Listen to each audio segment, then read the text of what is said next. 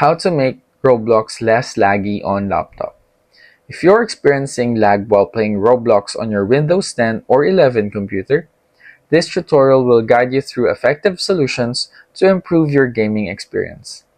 By following these steps, you can optimize your system settings and increase your FPS, leading to smoother gameplay. Actually, the best way to make your Roblox run smoothly is to open the Task Manager by pressing Ctrl plus Alt plus Delete on your keyboard and choose Task Manager. This is what it looks like as you can see on the screen. As you can see, I have 5 apps that are running. So all you have to do is choose an unnecessary app and click the End Task button to force close the app.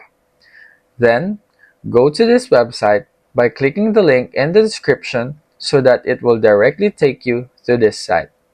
From this website, just download this zip file and set it up in the Assets section and test it if your Roblox runs smoothly.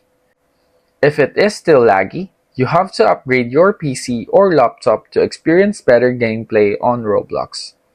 By following these steps, you should see a significant improvement in your Roblox gaming experience on Windows.